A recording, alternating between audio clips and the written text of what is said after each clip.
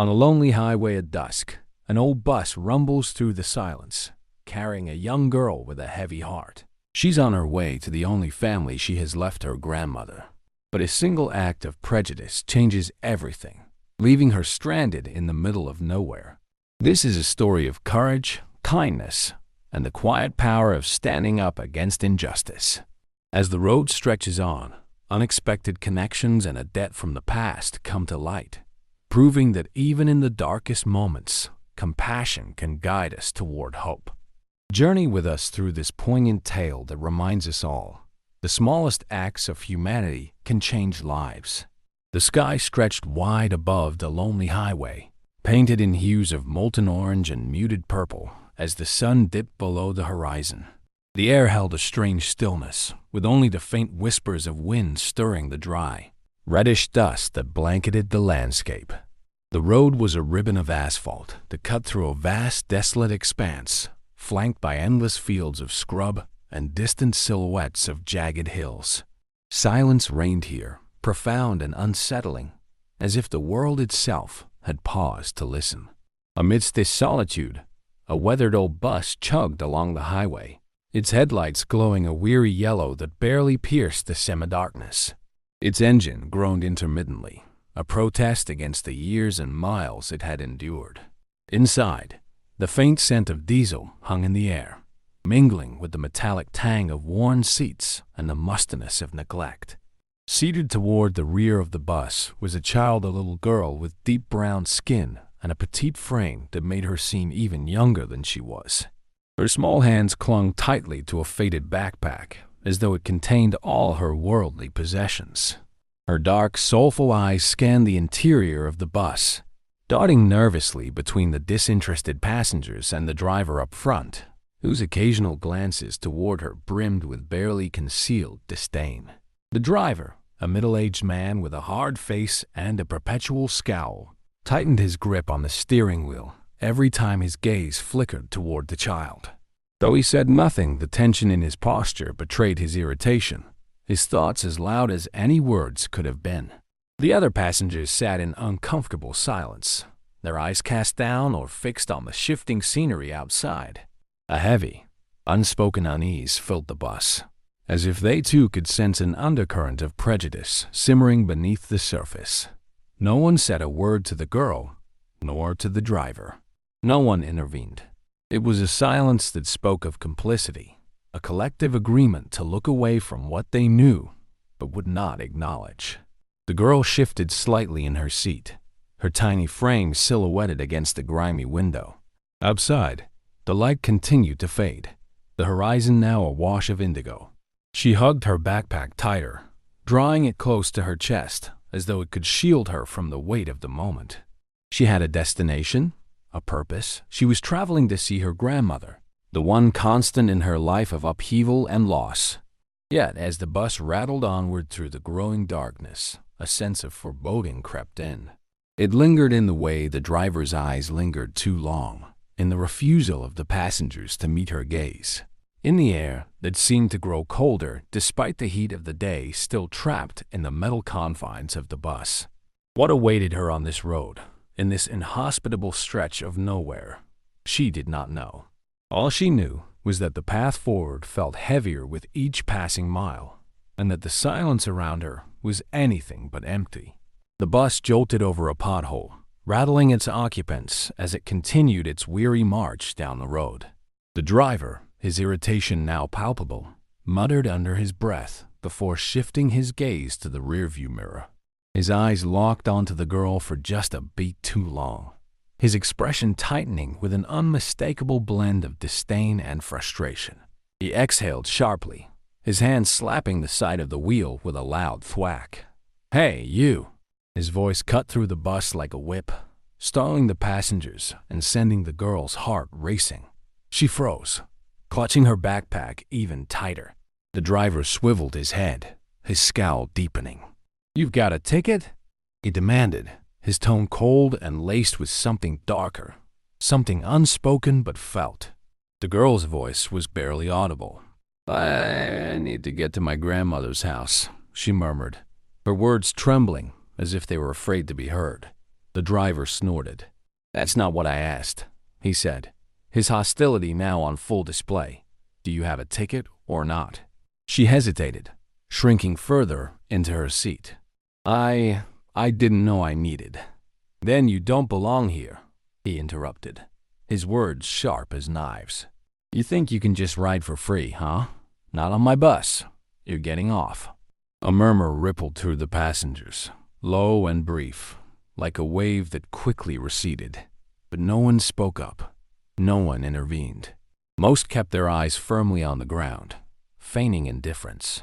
A few glanced her way, their expressions unreadable, but they quickly turned back to the windows, unwilling to get involved. The girl felt her throat tighten, her chest heavy with fear and shame. "Please," she whispered, her voice cracking. "I need to get to her. She's waiting for me." The driver's face twisted into a sneer. "Not my problem," he said, rising halfway from his seat and pointing toward the door. "Out!" Now, her legs trembled as she stood, the weight of the moment crushing her spirit. She gripped the straps of her backpack with white-knuckled hands, her wide eyes darting around the bus in a silent plea for help. None came. The silence of the passengers was deafening, a vacuum that swallowed any hope she had of an ally. A young man near the front shifted uncomfortably in his seat but said nothing. An elderly woman pulled her shawl tighter, her gaze fixed on her lap. The girl's small frame seemed to grow even smaller as she shuffled toward the front. The bus hissed as the doors swung open, releasing a gust of warm, dusty air. She stepped down onto the asphalt, the rough surface scraping the soles of her shoes. The roar of the engine swelled as the driver slammed the door shut behind her. The bus pulled away, leaving her in a cloud of dust and diesel fumes. She stood there, motionless, watching as the red taillights disappeared into the horizon. The world around her felt impossibly vast and empty. The road stretched out in both directions, endless and unforgiving. The sun was gone now, and with it the faint comfort of its warmth. She clutched her backpack close, her breath coming in shallow, uneven gasps. A tear traced its way down her cheek, cutting through the dust that clung to her skin. She was alone, truly and completely alone, on a road that seemed to lead nowhere. The first steps were the hardest. Each one felt as though the weight of the world pressed down on her small frame, making her legs sluggish and unsteady. She wiped her face with the back of her hand, brushing away tears that left faint trails in the dusty grime. The bus's rumble was gone, swallowed by the vast emptiness of the open road, leaving behind only the faint sigh of the wind and the crunch of her worn sneakers against the asphalt. The horizon was a deepening purple now, with the first stars beginning to blink awake in the vast sky. The air had turned cooler, its bite sharp against her bare arms. She pulled her backpack close to her chest as if it could ward off the growing chill, her steps faltering but steady enough to keep moving. Her mind was a whirlpool of fear and exhaustion, but amidst it all, a memory emerged soft and warm, like a blanket against the cold. It was her grandmother's voice, humming an old song as she stirred a pot of something fragrant on the stove. The image came into focus. The small kitchen filled with the aroma of coffee and fresh bread, the faint creak of the wooden floor under her grandmother's gentle steps. "You're special," her grandmother used to say, her voice a melody of kindness. "The world doesn't always see it, but you are." The memory gave her strength, and her grip tightened on the straps of her backpack. Inside was the photograph she always carried, a worn snapshot of her grandmother smiling in front of their modest home. The edges of the picture were frayed, the colors faded, but it was a lifeline, a tangible connection to the woman who had always been her anchor. The road stretched on, an endless gray ribbon that seemed to mock her small steps. Her feet ached, each step sending a dull throb up her legs. The backpack, though light, felt like a leaden weight against her shoulders. Her stomach growled faintly, a reminder that she hadn't eaten since the meager breakfast of bread and tea that morning. The night began to settle in earnest now. Shadows deepened, and the rustling in the dry grass on either side of the road made her heart race. Was it the wind or something else? She quickened her pace despite the soreness in her feet, every fiber of her being alert to the possibility of unseen dangers. But the memory of her grandmother's house, of the warm embrace that awaited her, pushed her forward. She thought of the old rocking chair on the porch, the smell of the flowers her grandmother tended so carefully. It was more than a house. It was a haven, a sanctuary from the world's cruelties. Fumbling in the dim light, she unzipped her backpack just enough to retrieve the photograph. She held it up, squinting at it under the faint glow of the stars. The sight of her grandmother's serene smile sent a new wave of determination coursing through her. "I'll get there," she whispered to herself, her voice small but steady. "I'll find you." And so she walked on, her shadow long and slender under the pale light of the crescent moon. Though the road seemed endless, her resolve burned brighter with every step. The faint hum of an engine broke through the stillness of the night. At first, it was so distant that she thought she had imagined it, but the sound grew steadily louder. A pair of headlights appeared over the crest of the road, twin orbs of light piercing the darkness like fireflies in the void. She froze mid-step, her heart hammering in her chest. The vehicle slowed as it approached, the rattle of its engine now loud enough to fill the silence that had surrounded her for so long. It was an old pickup truck, its once bright paint faded and peeling, its tires crunching the loose gravel as it pulled to a stop a few feet away. The girl's pulse quickened. Fear rooted her to the spot, her legs trembling as she clutched her backpack tightly. The truck idled there, its headlights washing over her, illuminating the small, dust-covered figure standing alone on the roadside. The driver's door creaked open, and a man stepped out, his boots hitting the ground with a solid thud. He was middle-aged, his face rugged and weathered, with lines etched deeply around his eyes and mouth. His posture was weary but steady, and there was a cautious kindness in his gaze as he looked at her. "What are you doing out here, kid?" he asked, his voice gruff but not unkind. She took a hesitant step back, her fingers digging into the straps of her backpack. I'm trying to get to my grandmother's house," she stammered, her voice barely audible. The man frowned, his eyes scanning the empty road behind her. "This isn't a place for a little one to be wandering alone," he said, his tone softening. "Where's your folks?" Her throat tightened, and she looked down at the ground. "I don't have any," she whispered. "It's just my grandma now." The man exhaled slowly, his shoulders sagging slightly. He seemed to weigh her words, glancing back at the cab of his truck before returning his gaze to her. "You got a name?" She hesitated before replying, "My name's Amara." "Amara," he repeated, nodding slightly. "I'm John. You look like you could use some help." He gestured toward the truck. "Come on, I'll give you a ride. You'll freeze out here if you keep walking." Her instinct was to refuse to keep moving on her own, but the ache in her legs and the rawness in her throat reminded her of the limits of her strength. She glanced at his truck, noting the blanket folded neatly on the passenger seat, the plastic jug of water in the cup holder. Still, doubt clouded her mind. Could she trust him? She glanced up at him, his face illuminated by the truck's headlights. There was something in his eyes, concern, not pity, that made her pause. "Okay," she said finally, her voice trembling. John nodded and opened the passenger door for her. "There's water in there if you need it," he said as she climbed in. "I'll get you to your grandma's house, kid. Promise."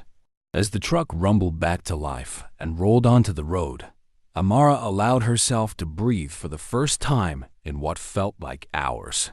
She clutched her backpack tightly in her lap, the photo of her grandmother nestled safely inside.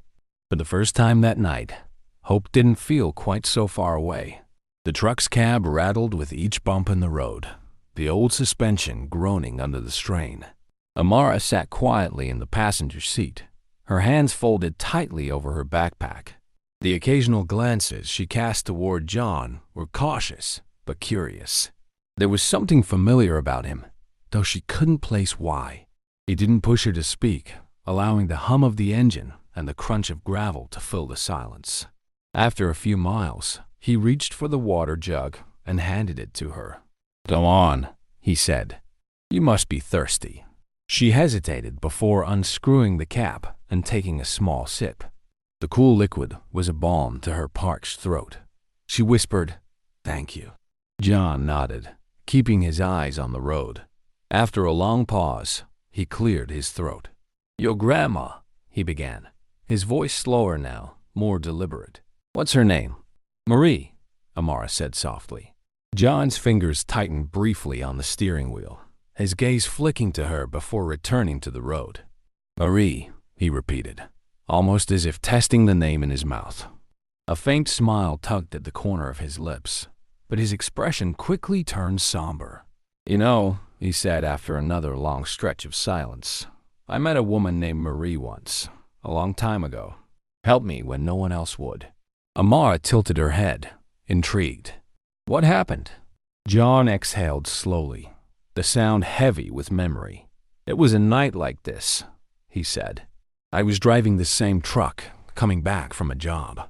I was younger, then reckless. Thought I was invincible. Didn't see a patch of ice ahead. Lost control, went off the road, and ended up in a ditch." He paused, his voice softening as he continued. "I was hurt bad bleeding, couldn't move. Hours passed, and not a single car stopped. Figured that was it for me." Amara leaned forward slightly, her interest piqued. "But someone did stop?" He nodded, a distant look in his eyes. "It was her, your grandma. She pulled over in that beat-up little car of hers. Climbed down into the ditch, didn't hesitate for a second." He glanced at Amara, his expression a mixture of admiration and disbelief. "She wrapped me up in blankets, gave me water, even patched me up best she could with what little she had. Then she drove me to the nearest town, stayed with me until help arrived." Amara felt her chest tighten, the faintest trace of a smile pulling at her lips. That sounded like her grandmother, always selfless, always kind. "She didn't ask for anything in return," John said, his voice almost a whisper now. "She didn't even know me, but she saved my life. I never forgot her face." He looked at Amara, his gaze steady. "When I saw you on that road tonight, all alone, I knew I couldn't leave you there. Not after what she did for me." Amara clutched her backpack tighter, the photograph inside suddenly feeling like an anchor. "Thank you for stopping," she said, her voice trembling but earnest. John smiled faintly, his hands relaxing on the wheel. "Let's just say it's my turn to return the favor." The truck rumbled on through the night, and for the first time in hours, Amara didn't feel quite so lost. The hum of the engine provided a steady rhythm as the truck rolled along the dark highway, but the conversation inside was anything but calm. Amara stared out the window, her reflection faintly visible against the backdrop of the night. Her thoughts lingered on the events of the day, the bus, the driver, the silence of the passengers. "They didn't say anything," she murmured, her voice barely louder than the wind slipping through the cracked window. John glanced at her briefly, his brow furrowed. "What's that?" "The people on the bus," Amara said, turning to face him. No one spoke up. "They just sat there. Why didn't they help me?" Her voice cracked at the end, the words heavy with both confusion and hurt. John sighed deeply, his hands tightening on the steering wheel. He didn't answer right away, as if he were carefully weighing his response. "Sometimes," he began slowly, "people are scared to speak up. They tell themselves it's not their problem, that someone else will step in. And sometimes," he hesitated, his jaw tightening, "sometimes they just don't care enough to risk getting involved." Amara's brow furrowed, her young face etched with a maturity born of too many hard lessons. But it wasn't fair. "The driver, he didn't even give me a chance." John nodded, his gaze fixed on the road ahead. "You're right. It wasn't fair. What happened to you wasn't just about one person being mean or cruel. It's part of something bigger, something that's been around for a long, long time." "Like what?" "Like prejudice," he said, his voice steady but tinged with anger. "The kind of prejudice that doesn't always shout but whispers in the way people act and the things they don't say. That driver didn't have to tell you why he wanted you off the bus. You already knew, didn't you?" Amara nodded slowly, her fingers tightening around the straps of her backpack. It's the same reason the others stayed quiet, John continued. They've been taught, one way or another, to see people like you as less important, less deserving. And that silence? It's just as harmful as the driver's words. The girl's voice trembled as she asked, "But why are people like that? Why don't they want to help?"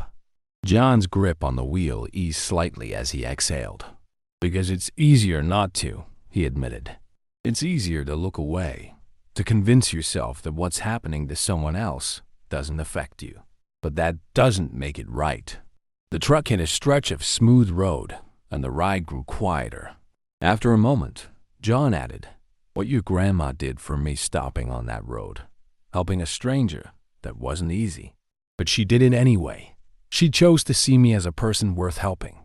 And because of that, I'm here now, helping you."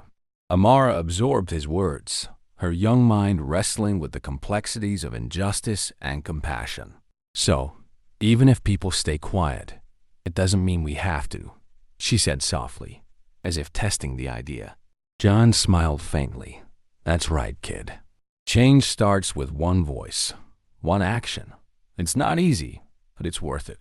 The road stretched on ahead of them, but in the cab of the old truck, a small light had begun to shine, one of understanding, of hope. The first signs of life appeared as faint pinpricks of light in the distance, scattered like fireflies against the dark. Amara sat up straighter, her heart quickening as John slowed the truck. The dirt road they turned onto was narrower, lined with wildflowers swaying gently in the night breeze. "This is it," John said, his voice softer now, almost reverent. "We're getting close." Amara leaned forward, her face nearly pressed against the glass. The lights grew brighter as they approached, a cluster of small houses nestled among trees, their silhouettes softened by the glow of lanterns and porch lights. The air was richer here, carrying the scent of damp earth and blooming flowers, a stark contrast to the dryness of the highway. John glanced at her and smiled faintly. "This place hasn't changed much," he muttered, half to himself. The truck rumbled down the dirt lane, its tires kicking up soft puffs of dust. Amara's eyes darted from one house to the next, searching for the one she knew so well from her memories. When the truck slowed to a stop, she recognized it instantly, a small wooden house with peeling paint, its porch adorned with potted plants and a rickety rocking chair. The garden out front was vibrant even in the dim light, filled with rows of flowers and herbs that seemed to thrive despite the humble surroundings. Amara's breath caught in her throat. Her grandmother's home. She clutched her backpack tightly as John turned off the engine, leaving the night enveloped in quiet once more. "Here we are," he said, his voice gentle. She hesitated for a moment, her fingers gripping the door handle, but her body frozen in place. The journey, the fear, the loneliness, they all seemed to catch up to her at once, pressing down on her like a wave. Sensing her hesitation, John said, "Take your time, kid. She's waiting for you." Amara nodded and pushed the door open, stepping down onto the soft dirt. The night air was cool, and the sound of crickets filled the stillness. She took a tentative step toward the house, then another, her small shoes crunching softly against the gravel. As she reached the porch, her legs felt shaky, a mixture of exhaustion and anticipation. Her hand hovered over the wooden railing for support, but she pulled back, straightening herself. She glanced over her shoulder at John, who had stayed by the truck, giving her space. He nodded encouragingly. Summoning all her courage, she raised her fist and knocked on the door. The sound echoed faintly, and she held her breath as the seconds stretched into what felt like an eternity. The creak of floorboards came first, then the soft shuffle of footsteps. The door opened slowly, revealing a woman who seemed both frail and strong at once. Her hair was streaked with gray, her face lined with age, but her eyes, those warm, familiar eyes, sparkled with a light that had not dimmed. For a moment, neither of them spoke. Then the grandmother's lips parted, trembling as she whispered, "Amara." The girl nodded, tears spilling down her cheeks. The woman stepped forward, enveloping her in an embrace that was both fierce and tender. Amara clung to her, burying her face in the familiar scent of soap and herbs, feeling for the first time in days that she was truly home. John watched from a distance, his hands resting on the truck's hood. A quiet smile spread across his face, a look of relief and gratitude. He brought her to where she belonged. The embrace seemed to stretch through time, dissolving the days, weeks, and miles that had separated them. Amara held on tightly, her small arms encircling her grandmother as though she might vanish if she let go. For her part, Marie whispered soft, incoherent words of comfort, her voice trembling with emotion. When they finally pulled apart, Marie cupped Amara's face in her hands, her thumbs brushing away the girl's tears. "Oh, my sweet girl," she said, her voice thick with both relief and worry. "You're here. You're really here." Amara nodded, unable to form words. Her throat felt tight, her emotions too big to put into sentences. She clung to her backpack, drawing comfort from its familiar weight. Marie's gaze shifted to John, who had stepped cautiously onto the porch. Recognition dawned in her eyes, and a faint smile crossed her lips. "You," she said softly, as though speaking to a memory brought to life. John nodded, his hands shoved awkwardly into his pockets. "It's been a long time," he said, his voice low, "but I never forgot." Marie gave a knowing nod, her expression gentle. "You've aged," she said, her tone teasing but kind. "And you haven't," John replied with a small smile. Amara looked between them, puzzled but intrigued. "You know each other?" she asked. Marie chuckled softly, guiding Amara toward the door. "Come inside, child. I'll tell you everything." The house was just as Amara had imagined it, simple but overflowing with warmth. The scent of dried herbs and fresh flowers mingled with the faint aroma of wood smoke. A small table in the corner held a teapot and two mismatched mugs, and the walls were adorned with faded photographs and hand-stitched quilts. Marie ushered Amara to a seat at the table, then turned to John. "You might as well come in too," she said, her voice both welcoming and firm. John hesitated, glancing back at his truck, but he nodded and stepped inside, removing his hat out of respect. As the three of them sat together, the story unfolded. John recounted his accident on the icy road years ago, describing how Marie had found him, cared for him, and ensured his survival. "She didn't even know me," he said, glancing at Amara, "but she helped me anyway. It was the kind of kindness that sticks with you." Marie waved a hand dismissively. "It was the right thing to do," she said simply, though her eyes softened. "And now, you've done the same for my Amara. I thank you for that." John looked at Amara, his expression serious. "Your grandma's the reason I'm here today," he said.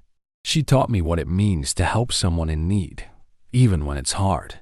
Amara sat quietly, absorbing their words.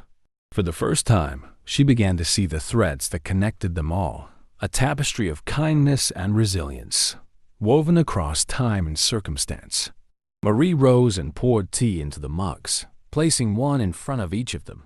"We'll talk more in the morning," she said, her tone gentle but firm. "For now, you need to rest, Amara. You've had a long journey." As Amara sipped the warm tea, a sense of peace washed over her. The house, her grandmother, and even John felt like pieces of a puzzle falling into place. She wasn't just home, she was safe, surrounded by the quiet strength of those who cared. Morning broke gently over the small village, casting golden light across the garden outside Marie's home. Inside, the scent of fresh bread and simmering herbs filled the air as the three of them sat around the worn wooden table. The warmth of the night's reunion lingered, but a new weight settled into the conversation. Amara was the first to speak, her voice hesitant but steady. "Grandma, something happened on the way here." Marie paused, her hands resting on the mug of tea she'd been cradling. "Tell me, child," she said softly. Amara recounted the events of the bus ride, the driver's cruel words, the way the passengers had turned away, the crushing silence that had followed her to the roadside. Her voice wavered as she spoke, but she pushed through, determined to be heard. Marie's face remained calm, but her eyes betrayed her anger. When Amara finished, she reached across the table and took her granddaughter's hand. "What you went through wasn't right," she said firmly. "No one should ever be treated like that." John, who had been quietly listening, cleared his throat. "It's not just about the driver," he said. "It's about everyone who stayed quiet, who didn't do anything to stop it. They might not have been the ones yelling, but they're part of the problem, too." Marie nodded, her gaze thoughtful. That silence is the kind that allows injustices to grow. It's easier to turn away than to stand up, but easier isn't better. Amara looked between them, her young face a mix of confusion and resolve. "But what can we do?" she asked. "I'm just a kid. How do I stop people from being mean like that?" Marie smiled, her expression both sad and hopeful. "It starts with telling the story," she said. "The more people know, the harder it becomes for them to pretend it's not happening. That's how we make people listen, by speaking up, even when it's hard." John leaned back in his chair, his arms crossed. "She's right," he said. "If your story gets out, it might make someone else brave enough to stand up next time. Might even make a few people think twice before looking the other way." Marie stood and went to a small wooden shelf, pulling down a worn notebook. She flipped through its pages before stopping on one and running her finger along the text. "I've been writing letters to the local community paper for years," she said. "They don't always print them, but sometimes they do. We'll start there." Amara tilted her head. "Letters? About what?" Marie smiled. "About what's right, about what's wrong, about how we can be better to each other." She closed the notebook and placed it on the table. "And now, I'll write about you, Amara, about what you faced. Maybe someone out there will read it and feel the courage to change." John nodded. "And if you ever want to share your story outside the paper, I know a few folks who'd be interested. There's more good people out there than it seems. They just need to hear it." Amara felt something stir inside her, a mix of pride and determination. She wasn't sure how her story would make a difference, but for the first time, she felt like it could. "Okay," she said quietly. "Let's do it." Marie reached over and brushed a strand of hair from Amara's face. "That's my brave girl," she said with a smile.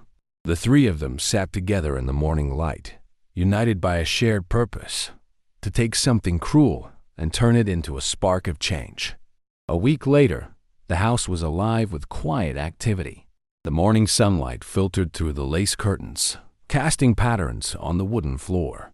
Amara sat on the porch steps, carefully picking herbs with her grandmother, while the scent of the fresh earth mingled with the flowers nearby. She looked up as the sound of a truck engine broke the calm. John had returned, his familiar vehicle rumbling to a stop just outside the gate. He stepped out, tipping his hat with a grin. "Told you I'd be back," he said, his voice warm. Marie stood, brushing her hands on her apron. "Good to see you, John," she said. "You're just in time for tea." John chuckled, but there was something different in his demeanor, a quiet excitement. He reached into the truck bed and pulled out a small stack of newspapers. "Thought you might want to see this," he said, handing them to Marie. Amara peeked over her grandmother's shoulder as Marie unfolded the paper. There it was, in bold letters: "A journey interrupted. One girl's story of courage." Below the headline was a photograph of Mary's modest garden and a caption summarizing the incident on the bus. Amara's heart skipped a beat as her grandmother read aloud. The article detailed her story with compassion and honesty, weaving in Marie's history of helping others and John's account of their shared connection. The piece ended with a call to action, urging readers to confront injustice and support kindness in their communities. "They printed it," Amara said softly, her voice tinged with awe. "They did," Marie replied, her smile wide but calm.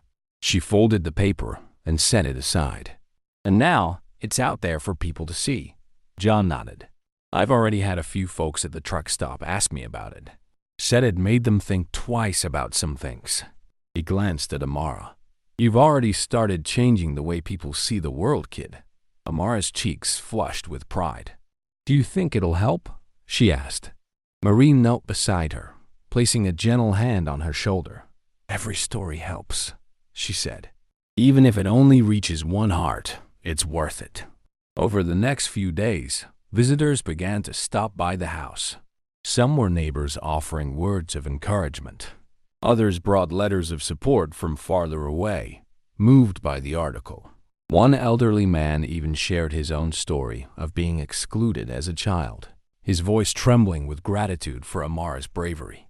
For the first time, Amara felt the power of her voice. She saw that her pain had not been in vain, that it had sown seeds of change in others. As John prepared to leave again, he stood on the porch with Amara and Marie. "The road's long," he said, looking out at the horizon. "But it feels a little brighter knowing there are folks like you out here." Marie smiled. "I'm like you, John," she said. Amara hugged him tightly before he climbed into his truck. "Thank you for stopping," she said softly. He smiled down at her, tipping his hat one last time. "Thank you for reminding me why it matters," he replied. As the truck rumbled away, Amara turned to her grandmother. Together, they watched the dust settle, their hearts lighter than they had been in days. Inside the house, Marie handed Amara a letter she had written for her to keep. It spoke of courage, kindness, and the power of never staying silent in the face of wrong. Amara read it under the shade of a tree, the words filling her with a quiet determination. The world wasn't perfect, but she had learned that small acts could ripple outward, reaching places she'd never imagined. She wasn't just one little girl on a lonely road anymore. She was part of a story that would keep traveling, inspiring others to act. The sun set behind the hills, painting the sky in hues of orange and purple. Amara smiled, feeling the warmth of her grandmother's love and the strength of her own voice. The road ahead was long, but she knew she wasn't walking it alone anymore.